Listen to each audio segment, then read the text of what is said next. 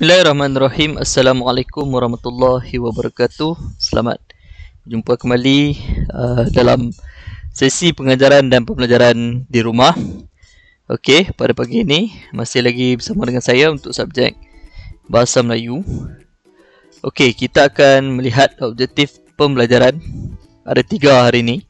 Yang pertama, diharap murid dapat melafazkan pantun dengan intonasi yang sesuai ataupun yang betul. Yang kedua, mengenal pasti ciri-ciri yang ada pada pantun.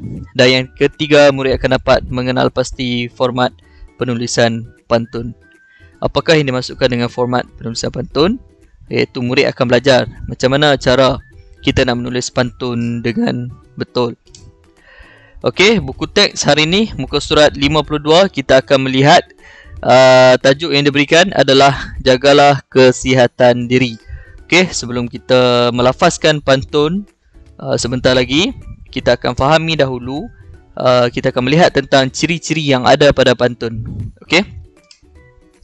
Okey, sebelum tu kita cuba tengok dulu apakah yang dimasukkan dengan pantun. Okey, pantun dicipta untuk menyampaikan buah fikiran dan perasaan terhadap seseorang. Okey, jadi pantun ni adalah orang kata puisi ya, yang dicipta berasal daripada orang dulu-dulu. Dia cipta pantun untuk apa? Untuk yang pertama, untuk berjenaka, untuk bergurau. Boleh jadi pantun dicipta untuk menyindir, sindir ataupun memberi nasihat. Selain itu, pantun juga dibuat ataupun dicipta untuk bersuka-suka sebagai hiburan pada zaman dahulu dan masih lagi diguna pakai sehingga hari ini. Okey. Okey, ciri-ciri yang ada pada pantun. Yang pertama, kita lihat dari segi bilangan baris. Okey. Baris juga disebut sebagai kerat. Okey, pantun ada banyak ada pantun 2 kerat, ada pantun 4 kerat, ada pantun 6 kerat dan ada pantun 8 kerat. Okey. Kerat tu maksudnya berapa bilangan baris lah. Baris juga disebut sebagai kerat. Contohnya, cikgu ambil balik pantun yang ada di dalam buku teks, iaitu dari kukup pergi ke banting, bawa ragi di dalam raga. Tidur cukup sangatlah penting, bangun pagi sangat bertenaga. Okey, nampak? Baris pertama dia ialah dari kukup pergi ke banting. Ini adalah baris yang pertama ataupun kita sebut sebagai kerat lah, baris tu kerat. Okey, yang kedua, bawa ragi di dalam raga. Ini pula baris yang kedua.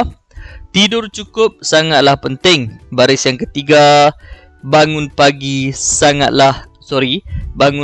sangat bertenaga. Baris yang keempat.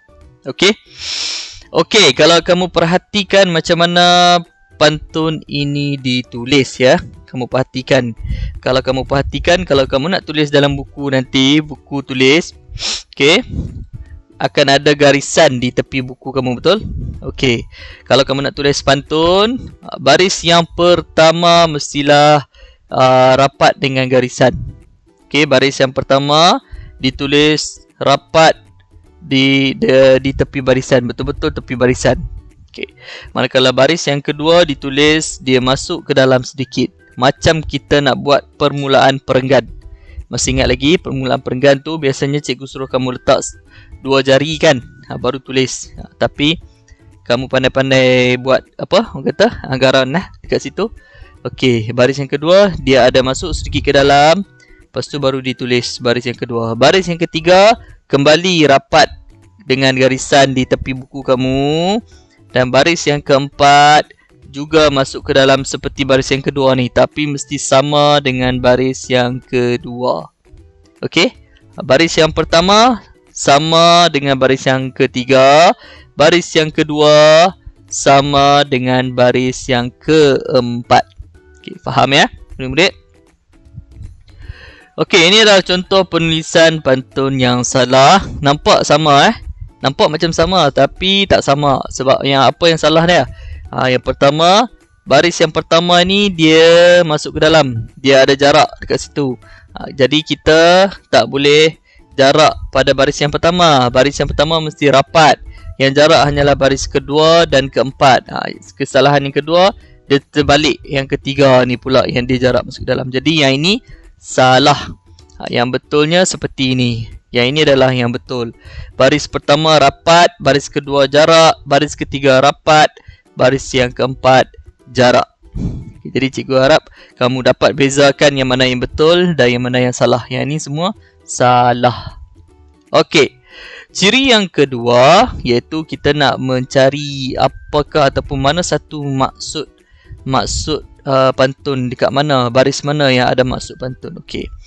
Dua baris yang pertama ialah pembayang. Kita sebut dia sebagai pembayang.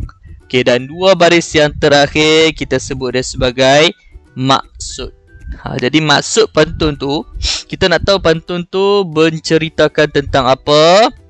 Kita akan tengok kepada dua baris yang terakhir. Contoh dia dari kukup pergi ke banting, bawa ragi di dalam raga. Okey, yang ini adalah pembayang. Dua yang pertama ni adalah pembayang. Okey, lepas tu sambung. Tidur cukup sangatlah penting, bangun pagi sangat bertenaga. Dua baris yang terakhir ni barulah maksud dia. Jadi huraian kepada maksud pantun ini, dia nak beritahu kepada kita bahawa kamu kena tidur secukupnya. Kalau umur kamu, kalau kanak-kanak kena tidur berapa jam? Mungkin 7 hingga 8 jam ataupun mungkin 6 jam kan. Kalau dewasa sampai 8 jam kena tidur. Okey, dia cakap maksud dia, huraian dia, bila tidur dengan cukup, nanti kamu akan bangun pagi dalam keadaan yang bertenaga. Itulah huraian kepada maksud pantun ini. Okey? Okey, itu adalah maksud pantun. Ciri yang ketiga, kita akan melihat kepada rima akhir. Rima akhir. Kamu dah belajar ke rima ni? Masih ingat lagi tak? Rima akhir. Rima bagi pantun 4 kerat. 4 kerat ni 4 baris. Ialah A, B, A, B. Boleh jadi huruf di belakang dia A, B, A, B ataupun AI ataupun IE tak. Boleh jadi. Tapi bukan yang tu maksud dia. A, B, A, B ni nak bagi tahu dia sebenarnya bunyi yang belakang tu, yang ni sama dengan yang pertama akan sama dengan yang ketiga, yang kedua akan sama dengan yang keempat. Nanti saya tunjuk contoh kepada kamu. Okey. Bermaksud bunyi rima akhir baris pertama. Bunyi rima akhir baris pertama sama dengan baris yang ketiga. Okay. Manakala bunyi rima akhir baris kedua sama dengan baris keempat. Jom kita tengok contoh lah, faham sikit. Okey. Ini baris yang pertama. Baris yang pertama. Bunyi rima akhir baris pertama. Bunyi dia apa? Bunyi dia adalah ting. Okey, baris pertama bunyi rima akhir. Baris pertama adalah ting. Okey. Bunyi rima akhir baris yang kedua ialah ga. Akhir. Di akhirnya ga. Bunyi dia di akhir apa dia? Ga. Bunyi rima akhir baris ketiga pula ialah ting. Dan bunyi rima akhir baris yang keempat ialah ga. Okay, jadi rima akhir baris pertama ting, rima akhir baris kedua ga, rima akhir baris ketiga ting, dan rima akhir pada baris yang keempat ga. Kenapa AB? AB ni nak tunjukkan kepada kita kumpulan dia saja. Ting ni kumpulan A. Ga ni kumpulan B. Jadi kita dapat tahulah. Ni nak bagi contoh je. A ni adalah ting lah, B ni adalah ga. Kamu tak payah faham ni lah kalau kamu pening. Kalau kamu keliru, kamu faham macam ni saja. Bunyi yang baris pertama akan sama dengan bunyi yang baris ketiga. Okey? Bunyi yang baris kedua pula akan sama dengan bunyi baris yang keempat ataupun yang terakhir. Jadi rima dia ting ga, ting ga. Jadi macam itulah pantun, baru dia bunyi dia sedap. Dari kukup pergi ke banting, bawa ragi di dalam raga. Tidur cukup sangatlah penting. Bangun pagi sangat bertenaga. Okey. Selain itu, ada satu lagi ciri yang cikgu tak masukkan dalam ni, iaitu kita pernah belajar pada sebelum ni berkenaan dengan pantun. Okey, iaitu jeda. Kalau kamu ingat lagi, jeda itu maksud dia apa? Jeda ialah hentian sebentar. Kalau kamu tengok, dari kukup berhenti sebentar, pergi ke banting, bawa rangi berhenti sebentar, di dalam beraga, tidur cukup berhenti sekejap, sangatlah penting, bangun pagi berhenti sekejap, sangat bertenaga. Ini adalah ciri semasa kita nak membacakan pantun. Sebab tu kita masuk, sebab hari ni kita nak buat penulisan pantun. Jadi sebenarnya pantun ni secara keseluruhannya ada, secara ringkasnya, secara kasarnya dia mempunyai 4 ciri lah. Yang pertama, kalau cikgu ulang balik, yang pertama tadi ciri dia baris ya. Baris dia ada 4, juga dikenali sebagai kerat. Okey, yang kedua, kalau kamu tengok balik yang kedua tadi, contoh dia pembayang dan maksud. Dia mempunyai pembayang dan maksud. Dua baris pertama ialah pembayang dan dua baris yang terakhir ialah maksud. Dan yang ketiga ialah berkenaan dengan rima. Rima dia bunyi pertama sama dengan bunyi ketiga, bunyi akhir pada yang kedua sama dengan bunyi akhir pada yang keempat. Okey. Dan seterusnya adalah jeda. Jeda iaitu hentian sebentar di tengah-tengah baris masa kita melafazkan pantun. Okey, sekarang kita akan mula melafazkan pantun. Okey, video ni cikgu hasilkan untuk murid yang tak dapat menyertai kelas secara Google Meet pada hari ini. Jadi murid di rumah boleh ikut sama membaca, ataupun kamu baca selepas cikgu baca macam mana cara kita nak melafazkan pantun. Okey. Tajuk jagalah kesihatan diri. Yang pertama ni telah pun saya bacakan di dalam contoh yang banyak cikgu bagi sebentar tadi. Contoh yang sama cikgu guna. Sekarang kita akan baca rangkap yang seterusnya. Okey. Daun palas dianyam jemari, rendang dimasak berkuah santan. 6 gelas air sehari, minumlah banyak demi kesihatan. Terbang ligat si anak kumbang, terpikat warna putih melati.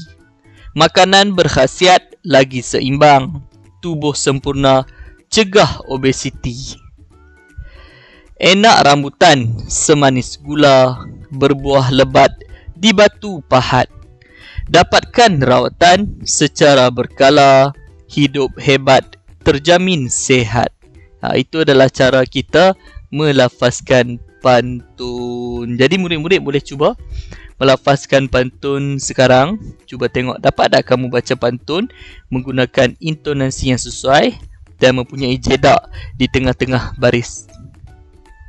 Okey, cikgu harap kamu dapat mencuba di rumah.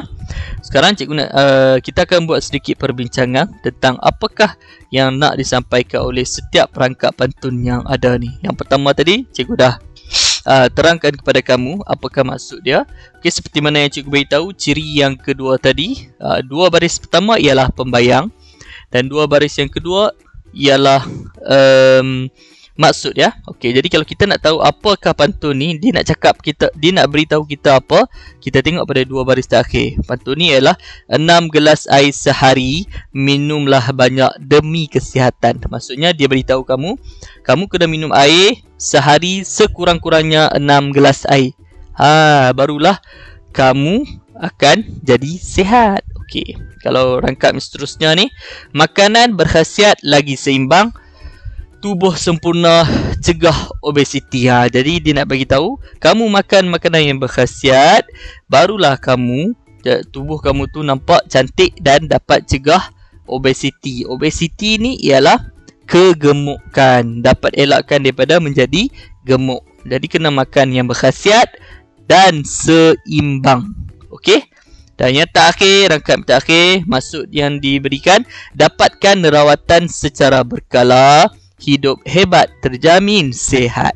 Maksudnya walaupun kamu tak sakit, kamu mungkin 6 bulan sekali ataupun setahun sekali boleh pergi jumpa doktor untuk cek kesihatan, untuk tengok ataupun untuk kamu tanya doktor apakah kata cek kesihatan kamu lah.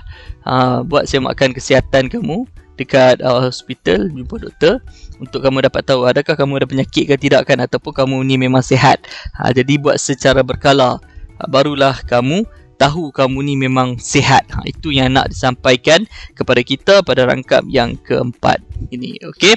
Tapi kalau waktu sekarang ni kamu elakkanlah untuk pergi ke hospital buat masa sekarang. Sebab hospital tu adalah tempat yang kita katakan paling mudah dijangkiti COVID lah, sebab kita dalam masih lagi melawan wabak COVID ni kan. Jadi elakkan pergi ke hospital buat sementara waktu sekiranya kamu sihat. Jaga kesihatan diri, duduk di rumah. Jangan sampai ada yang tercedera, luka ataupun sakit. Kalau tidak nanti kena pergi ke hospital. Takut pergi ke hospital nanti kamu dijangkiti dengan virus COVID-19. Na'udzubillahi min zalik. Okey.